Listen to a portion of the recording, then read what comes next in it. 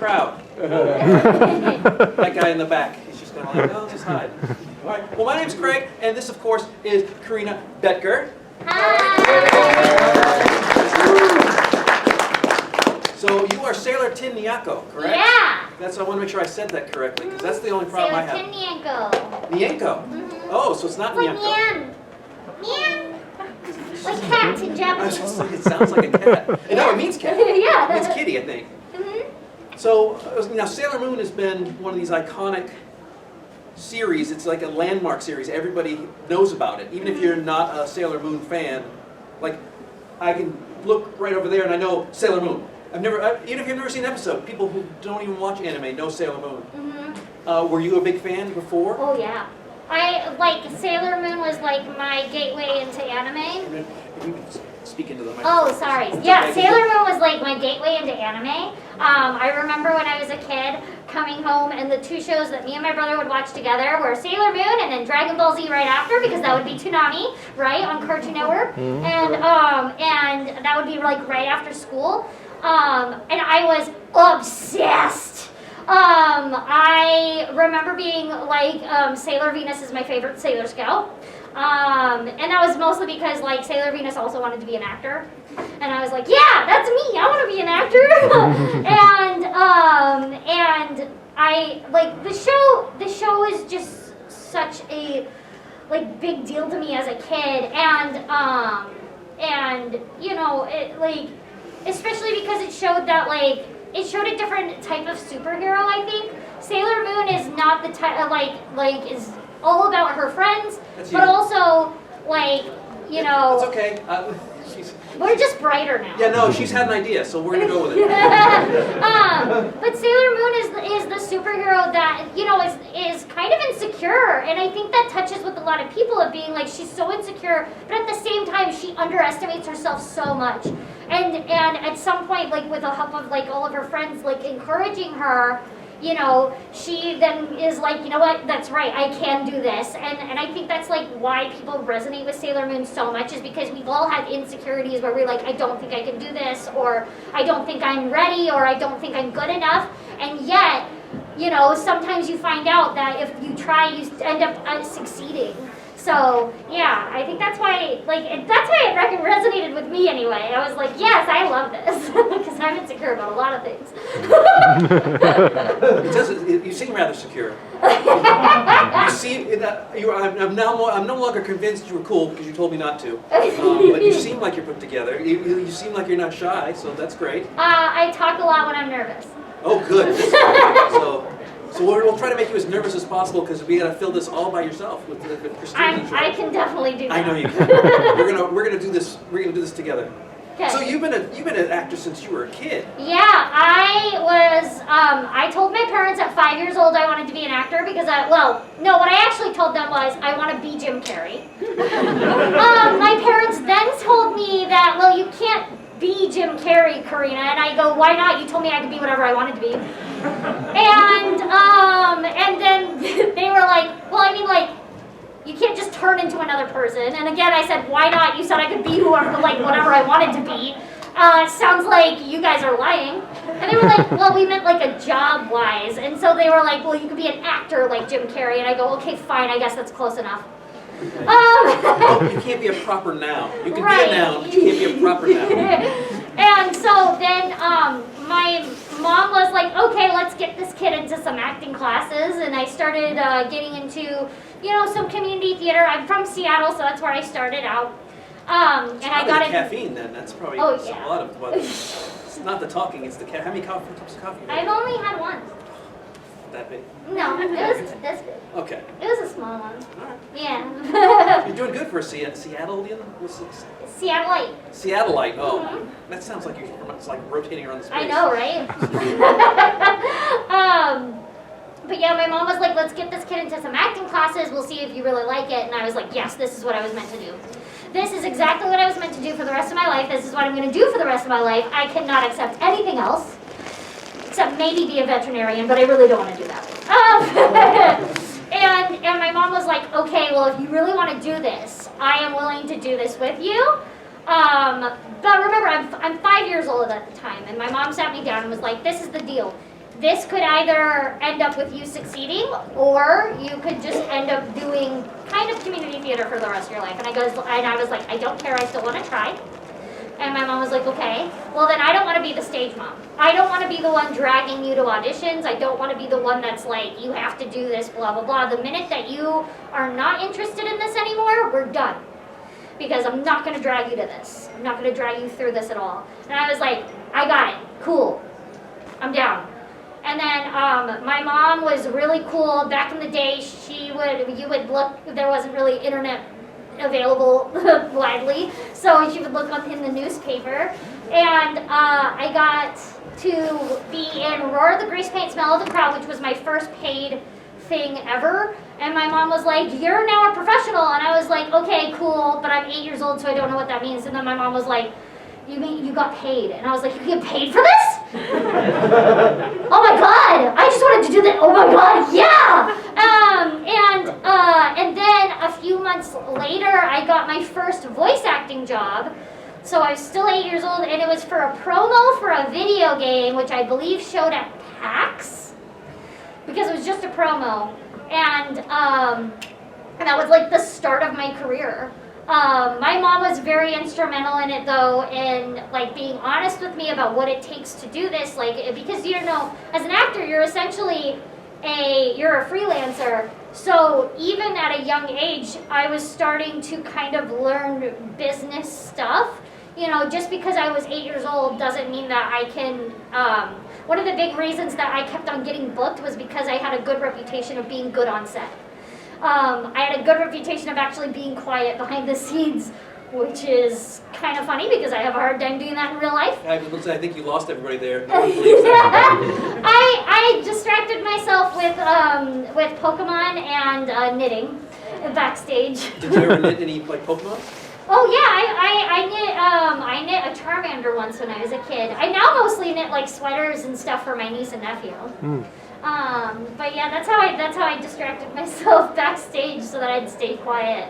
And then when I was a teenager, I was like, Mom, we gotta find a way to like do this like for real. And she was like, okay, well you can either go to Broadway, but that would mean you'd have to do dance lessons, or you can go to LA. And I go, LA, I don't want to learn how to dance. I regret that. I should have still learned how to dance. But my mom found a manager that happened to like come up to Seattle every once in a while, but worked in LA. That manager picked me up. I was able to fly back and forth from Seattle to LA during my high school years.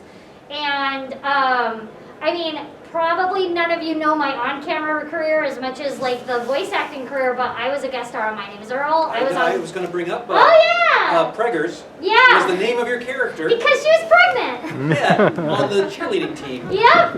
My favorite line on that one is he's like, what did you guys do last year? There was some kind of thing about... Oh yeah, he was like, maybe you'll get special accommodations because of your situation. And my character goes, no, we got the crappy ones last year, and I was pregnant then too. Yeah. If you've ever seen My Name is Earl, it's very rural. Yeah. It's really funny, and you were full on. Oh yeah, in a little cheerleading outfit. Yeah, and the funny thing is that they put you in like the pregnancy suit, and they were like, you're not pregnant enough, so they put like more stuff underneath the pregnancy suit. It was so hot. And we were like filming in summer. Oh, but yeah, it was a lot of fun. So, I don't know if you know this or not, but you have a very unique voice. Thank you. When did you realize that you could probably use that for anime and because it's perfect. It's literally perfect for anime and cartoons. Yeah. That was when my improv coach, Gary Austin, was like, you need to find a way to do cartoons. You absolutely need to find a way to do cartoons. And I was like, I don't know how to do that though. Because even though you're in LA, if you try to be an on-camera actor, there's like different ways into the industry. It is a completely different world trying to get into voice acting. And so I happened to have a friend who was friends with Jeremy Bloom, who is the son of Steve Bloom. Yeah. And yeah, love Steve. And Jeremy was like, well, I mean, let me help you. And Jeremy got me to have coffee with his dad, Steve, And Steve was like, here are the classes you take. Go do them. And I was like, oh my God, yeah. So the reason why I'm here today is literally because of Steve Bloom and Jeremy Bloom, his son, who I'm still really good friends with his son. I love Jeremy. He's amazing. And he also does some voice acting himself too. But yeah, that's why I'm here today, is because they gave me advice in taking the right classes. So what was it like to be a Sailor Moon fan and then find out that you're going to be dubbing Sailor Moon I cried. episodes?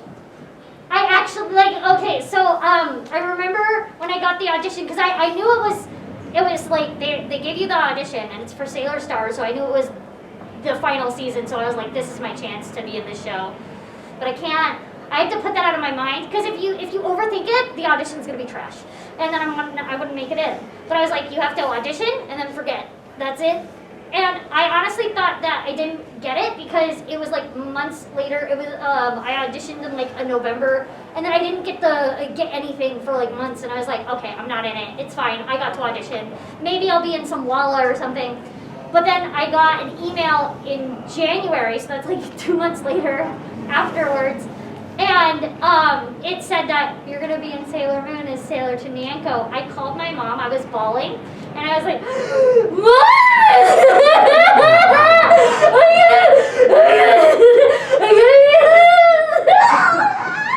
and she was like, are you in a car crash? Do I need to call 911? What's going on? And I was like, no, Mom, I can't be Sailor Moon. And then she's like, oh, Corina, you have to calm down. I don't know what's going on. Are you hurt? And I was like, okay. I'm gonna be in Sailor Moon, Mom. And then she was like, don't you ever do that to me again. I thought you had died. Congrats, though. But yeah, that was probably the biggest reaction I ever had to, like, being in anything so far, because of, like, that was the show. Like, my mom even knew what Sailor Moon was because I talked about it so much. You know? It was such a big impact on it was like my love for anime started then. And if you guys have any questions, put your hand up. We don't have a microphone because it would normally be this one, but just put your hands up and I'll come to you. But so when you are a voice actor, especially when you're dubbing, because it's already been established. Yeah. And so it's hard to make a lot of choices because those choices have been made for you already. How do you inject Corina into Nyanko and still be what the director wants, but yet still make it yours? It's very much a creative process of like a give and take, working with the director to but also like, luckily I was working with Susie Goldish on it, and I already had a good relationship with Susie as the director because we worked on Dino Girl Galco and a few others before that. And it's very much a mixture of just trying to mesh with the director. And essentially Susie was like, you're a bitch, and I was like, okay, I got it. Did she give you a direction, or she just make me a statement? Oh, okay. Good. That was the direction. Just be that. And I was like, yes, I got this. Because I don't get to play villains very often, so this was a lot of fun for me. And then yeah, it was also a little bit about like what the clients even want too. So they had a little bit of like, yeah, we actually like the pitch of your voice, stick with that. And I was like, I got it, cool, I got this. Well, it's with the pitch of your voice, it's kind of hard to change it too many octaves. You can't like show up one day Oh, and go, yes, hello, I can. how are you? It's not that hard to change it just a little bit. Right. Just a little bit. Just a little bit. So, when you find out you're the villain, do you get to do a lot? Like, do you feel like you can go over the top a lot more than everybody else, or? I get to have a lot more fun than everybody else. That's probably not true. You have a lot of fun no matter what you do, but like, it's more of just like, oh, I don't get to play these characters very often, so it's a really great way to explore and expand that side of what I can do as an actor. And so it's you know, you get to have your little Snickers, and also I think I actually got to say I got to say somebody is a bitch in the show, and I was like, I get to say that word? I never get to say that word. Yes, I don't ever get to curse in anything. So yeah, it was a lot of fun just for that. Just to be able to just let the foul Just a language little fly. bit, yeah. Can't you just say that in the booth and then they can just cut it? Oh yeah, they can, but that's the thing is that I want to say it and then have it be in the show. Oh. So, since you were a huge Sailor Moon fan, who did you want to be if you could have, if they had started, because you said you kind of went on that last season, had you had the chance to be anybody? Had I had the chance, I would have loved to be Sailor Vee, but I think it's Jeremy that plays Sailor Vee, and she does an amazing job, so, you know. It's the one thing that I do like about voice acting is that, like, even though we're all competing against each other, it's a friendly competition. There's never been a time where anybody was like, why did you book that? It's more like, oh my gosh, I'm so glad you booked that. If it couldn't be me. If it couldn't be me, I'm glad you got it. You know, like, and it's very much an industry that's like built on, like, yeah, we're all competing against each other, but we can do this in a friendly way rather than take each other down. And that's completely different in the on-camera world. I have a question. What are some of the tricks that you do to change your inflection or your cadence according to the roles? Ooh, we're getting in behind baseball. How the sausage is made. So Make sausage. It has to do a lot with understanding yourself as a human being. Because in acting, all we're doing is just recreating what we do in real life. That's your job as an actor, recreating what you do in real life. So also understanding, okay, if I was in this situation, how would I react?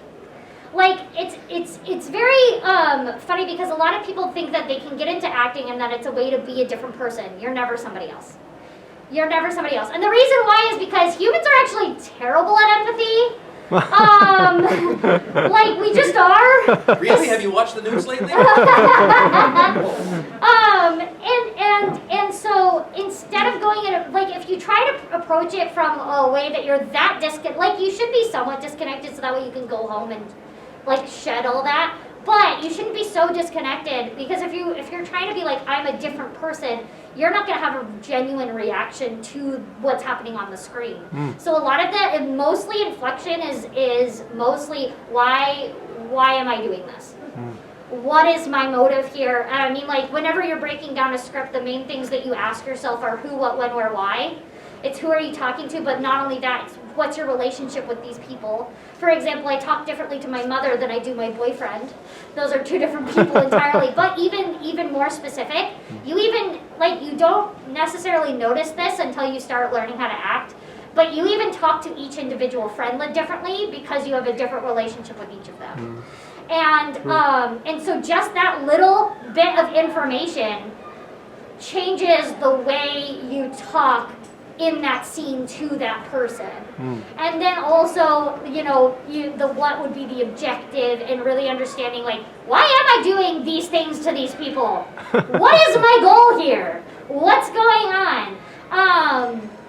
Because that changes how you approach everything that you're doing in said scene. And then, like, where you are, but also the relationship to where you are changes things, and why you're doing it.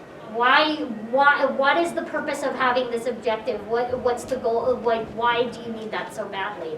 And that's generally how I approach it. It's definitely of, like, and it's really quick too, because you have to do this in 2 seconds, because anime is like, get it done, get it done, get it done. And so it's mostly of, okay, this is what I want, and I know who I'm talking to. Okay, I know, like, feeling your way through each line. Feeling your way through each line is how I put it. Nice. Yeah. Thank you. Yes, sir. What was it like to absolutely work with the official cast for Sailor Moon? So there's technically 2 official casts for Sailor Moon. Yeah, I know, it's crazy. It's because there's the original in the 1990, and then there's the Viz Media version that's came out more recently, and that's the one that I'm a part of. Especially because in the original 1991, they never did my season. They were just like, nah, it's too gay. That's literally kind of what happened. And so I was really excited because I knew that its season had existed, and I was really upset that it was never dubbed. So being a part of this one is kind of cool because we're finally dubbing something that had never been dubbed in English before. And then also, I know that like Christina and I have been friends for years. So has like Erica Harlicker is one of the Sailor stars in it, and I've been friends with Erica for years. In my first anime ever, she is in my group in Love Live with me. We're like the rival group or whatever. She's in that with me. And then also, my boyfriend's stepmom is Luna in this version, so that was kind of cool because like I'm like, oh, that's your mom. Luna's your mom. Hi, Christina. Hey. Hey! It's Mars.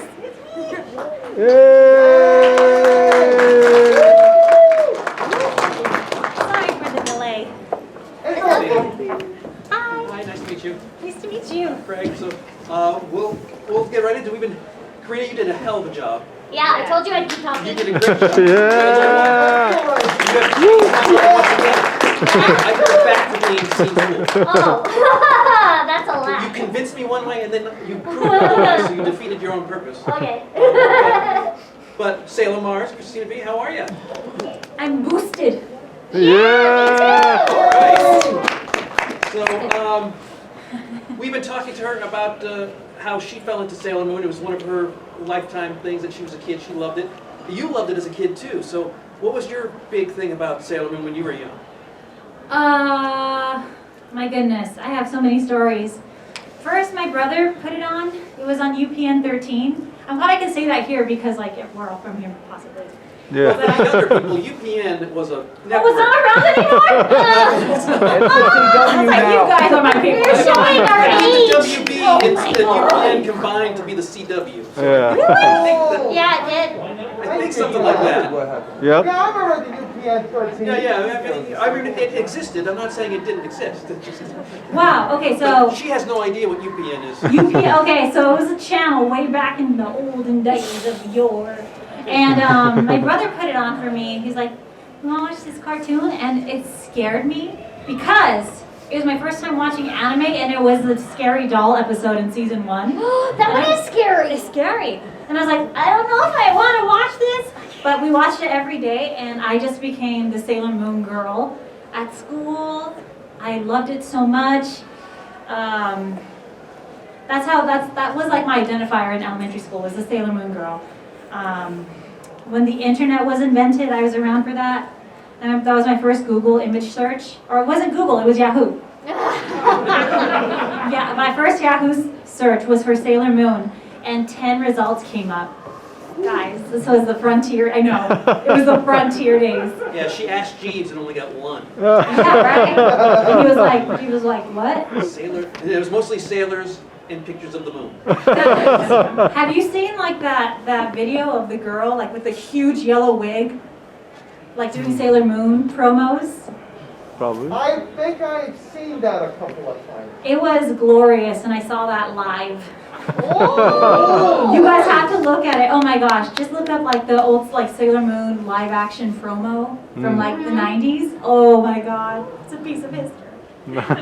That's my experience with Sailor Moon. I love it. So, how did you feel when you finally were cast on the show? Because we talked about how she called her mom up and scared her half to death because she was I was "Mom, crying I too made much. it on You were set." crying? I was crying so much my mom thought I was in a car accident. So I cried when I got the audition. Oh, fair. So take that. Yeah. When I got the audition, I cried. But when I got cast, I didn't know what was happening because it was so an NDA. I thought maybe I was Luna. They didn't tell me who I was. They're just like, can you be at Anime Expo? This is super hush hush. So I didn't really get confirmation until they told me to wear red at Anime Expo. And that was when I was like, okay, it's Sailor Mars, obviously, right? But even then, we were like, oh, who am I? What am I doing? Yeah, but it took a few years for it to sink in. that had happened, and I still think about it sometimes, like, oh my gosh, like that was what my biggest dream when I was a little kid was I got into voice acting because I wanted to be in Sailor Moon when I was a kid, and then it happened, and it's pretty crazy. So, I'm just going by the questions we already asked you. So she wanted to be Sailor Ray. Did I say that right? Oh, Sailor Vee. Sailor Ree. I might. Oh, Vee. Sailor Vee. Vee. Which one did you want to be when you were? If you could, because if you could be recast anything, what would you have wanted to be? When I was a kid, I think my favorite was Mercury and Venus too. Yeah. Yeah. I think I liked Venus because I'm like, oh, that's like my last name, V. That makes sense. Mine was because she wanted to be an actor, and I was like, yeah, that's what I want to be. Also, I think Sailor Venus is the partyest. Yeah. She's sparkly and pretty. And of course, if you have any questions, just pop your hand up. I will. There's a couple. I saw that guy in the back. He's immediate. So, but I will definitely get you. You got an awesome hat. Yeah. Like this is pretty much for both of you, but I saw like from as demonstrated by your story, Corina, is that like one of the biggest things like to break into the voice acting industry is like networking. And I know that like at the time, like social media like probably didn't exist when you networked with balloons. And I was wondering, like, in your opinion, do you think that with the rise of social media, like, do you think that's really helped out when it comes to the networking aspect? I find, honestly, email has helped with networking, not necessarily social media itself. It's usually actually behind the scenes, from my experience, that, like, you know, that, like, because these casting directors and stuff like that, that's not usually the people that you necessarily follow on social media, but you do talk to them when you send them your email and send them a demo and stuff like that. So email, yes, not necessarily social media, though, itself. That's my opinion. What's yours? Don't follow my advice. The answer is no. Like, I don't think, well, yes and no. Because, like, for social media, I feel like, does YouTube count as social media? Yeah. Yes. We'll count it as social media. So when I was in college, I posted some song covers on YouTube. And because of the song covers, they kind of went viral, like back in the day. Back in the olden days of YouTube. Going viral was not, It wasn't- lockdown related. It was not. It's true. But the president of Bandai America loved my songs from Haruhi Suzumiya. There's way back in the day. And so that's how I got some of my first voice acting roles, is because he was a fan, and he was like, oh, I just want you to be in the shows that we dub now. And with K-On, he let me choose like which character I wanted to be. So I got really lucky, but I feel like that's not, I think that was something like, don't count on that happening, because there are more dependable ways to do that. Like, I just got really lucky in that regard. And then like some silly things happened. Like, I was like, man, how do I get to be in Ruby? I'm gonna tweet the Ruby guys. Hey guys, can I be in Ruby? And they were like, yeah. Same thing with you guys know not SpongeBob, what is it called? Chicken Nugget? Those cartoons? Oh, yeah. Like Chicken Nugget is like a little dog, and there's Flinchfly and Sody Pop. I was like, oh, this is so cute. So I tweeted her, I'm like, hey, can I be in your cartoon? And she's like, yeah. I mean, that's not, see, I feel like I'm being a bad example though. No, actually, that's, I try to explain this to people all the time, is don't be afraid to ask. The worst thing they can say is no. That's true. And I find that like everybody has their own way into the industry, and I mean that's why I constantly tell people like take advice for we kind of entered in the industry a little bit differently, but they're both valid. Yeah. Yeah. I mean, And I will say, Like again, that's why I said my opinion, because it's what worked for me. and I will say, I was working on a game, I can't say which one, but there was this character that we needed a little help casting, like it would have been like a big casting call, because it's a very specific kind of character. But on TikTok there was somebody who was doing voice impressions from the first game, and they blew me out of the water. Like they were so incredible with their impressions and how funny they were. And ended up casting them as one of the leads in the sequel to that game. So I think like putting yourself out there really helps. But again, That's very good the advice. casting directors aren't looking for people on social media. It's one of those things where your songs went viral, and it just so happened Yes. that they fell upon it. Yeah, So- it's all, yeah. I mean, I'm always for like create, like you don't have to, you know, if you're an actor, then you're an actor, just start creating now. You don't have to wait Oh, for yeah. somebody to give you permission. Create. Yeah, create stuff. the cool hat. Thank you. I have a question for the both of you. Out of all the voice acting roles that you've done, which one was like your favorite? There's too many.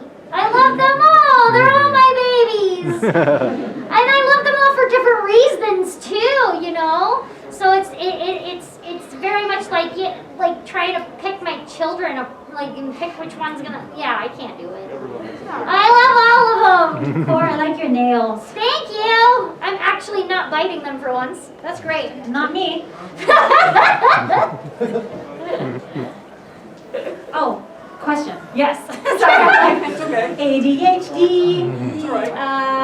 My favorite character. Okay, I have favorites for a lot of different reasons. But I will say, getting to be Ladybug and watching that show like from the ground up, from when there was like one Facebook fan page and had like 20 members. Like, this show is gonna come out one day and it's gonna be great, and that was it. So watching it, watching it kind of grow from the ground up and just kind of keep growing, and seeing like, you know, when you do, like, I do a lot of video games and anime, so my fan base didn't skew very much younger than, you know, like teenagers.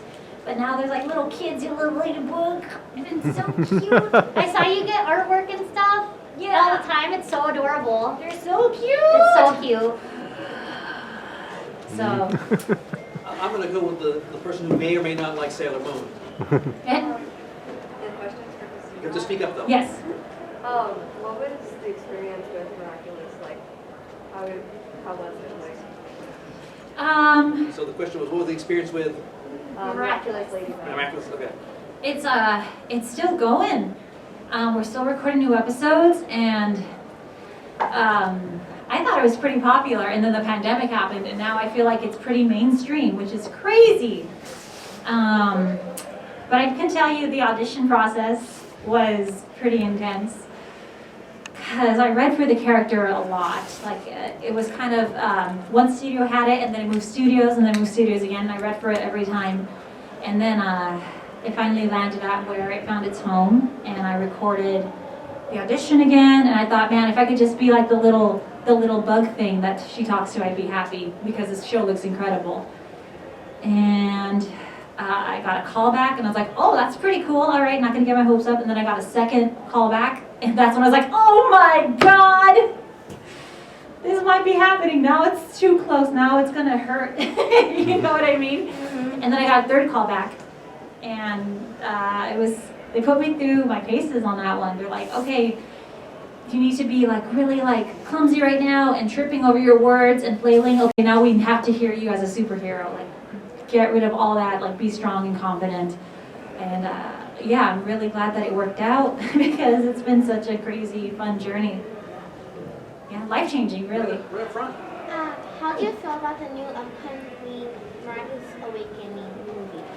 I can't say, I mean, I'm under NDA for that, but I mean, she's excited about it. it looks beautiful. It looks really beautiful. Go ahead. Oh, okay. Well, I'm with the Shantae, because I love this character so much, but, Pass her to me. oh, sure. I got, Yeah, this is going to be dangerous. I got it. Sorry. well, she's okay. Yeah. Floor She's a Shantae. half-genie hero. Yeah, she gets. So my question was, and I know this sounds a little bit weird, but if the Sailor Moon Scouts, like if there was ever a crossover, like JoJo's Bizarre Adventure, any of the other franchises, which would you guys pick to have like a crossover? For which shows? If For Sailor Sailor Moon Moon had a ever crossed crossover. over Oh. with like any other, Madoka Magica. yeah. That would be intense. Are you in that one yet? Yeah, I'm in the new one. The new one. Record, whatever the heck. Magia record? Yeah, Magia Yeah. record. I'm in that. I was also in the movie, like the third movie, but I was only like tiny little incidentals in that one. So yeah. I would love a crossover between Sailor Moon and JoJo, honestly. Sailor Moon and JoJo? Oh yeah. Oh yeah. That would be awesome. That would be amazing for many reasons. That would be awesome. In the green cloak. What's up on that? Yes. What's your favorite or funniest line that like So I'm gonna add something to that because I had it written down too. So what was your funniest line or favorite line you've done, and then what is the weirdest noise they've made you say or do? 'Cause sometimes that's the one thing about voiceover is that when they have to do all the extra stuff, like run real hard. So either one of you, whenever you have an idea. Do you know yours? Mine is when I take out my cat bazooka. Because my character has a cat bazooka. And I forget exactly what she says, but I know it made me laugh because I was laughing while we were recording it because I was like, that's hilarious and I love it. But then also, because my character is like a cat, there's a part where my character gets hurt or something, and like there's an explosion kind of, and they were like, so here you're hurt, but you're gonna react like a cat would. So I was like, like Now, I have not seen the cat bazooka. Yeah. Is it a bazooka that shoots cats, or is it a cat that has a bazooka? It's basically like a bazooka with a big paw print on it. Okay. Yeah, and she uses it against the Sailor Scouts. Does it shoot hairballs or something? It shoots live ammo, so Okay. it gets scary. Yeah, it causes an explosion. Oh, cool. Well, so does hairballs sometimes. Yeah, that's fair. For me, when I think about, I don't know. For Sailor Moon, there's a whole monologue that Ray had to do, or she did about, like it's her usual like, I fight for love and justice, but it was about two cats. So it was like, all animal love is beautiful, and all these, I don't know, it was really silly and fun. And for Ladybug, I don't know what it was about this line, but one time she got a Lucky Charm and it was like a teapot, and she just said, what am I supposed to do with this, make tea? It was like the funniest thing, and I don't know why. And the weird sounds, I mean, I don't think it gets much weirder than Hawk the Pig. Yeah. They're like, I love that character. oinking wasn't part of the audition, but they're like, all right, can you oink? I'm like, I don't know, can I? Yes. Sometimes you figure it out while you're in the booth, and you're like, let's find out together. Yeah. I've already signed the contract. We'll find out. Yep. And so again, they're way in the back in the corner there. Yeah, have you ever had a moment of direction that really you felt helped you grow? Can I say mine? Mine has curse words in it. You've said bitch quite a bit tonight. Yeah, but this was worse. Well, you know what? Like I got called the C word in a very lovingly way. No, okay. I was going to say, we're not going to do that one. But you can say C word is fine. Okay, C word. It was, you effing C word. You had so much fun you didn't even realize how good you were. Okay. And that was from Charlie Adler, and I love him. Sounds like a wonderfully supportive person. Oh no, he is. He's like, I've known him for years now, and I should hope you that's honest. Like, I know it sounds crazy, but that was like the best compliment I've ever gotten in my life. I hope you wouldn't have said that the first day you met. So, No, this was after working with him for a little while. Good. Interesting. Christina, any direction you've ever gotten that really impacted you? I think working on Madoka Magica the first time when I was like in my early 20s and I didn't really know what I was doing at that time. Like I was really nervous when I first started voice acting. Like I was just like a ball of nerves. Like I wanted to be good and I wanted to do great on these shows, but that kind of impeded me because when you're nervous, then you're not really in the moment. But that show really helped me. The director, Alex Von David. Oh, I love him. Yeah, he's great. He's great. And he won't take like a subpar performance. Like he will keep pushing you. You'll keep doing it until it's right. And I really appreciate that. And that was one of the shows that I was really pushed on as a young actor. Mm-hmm.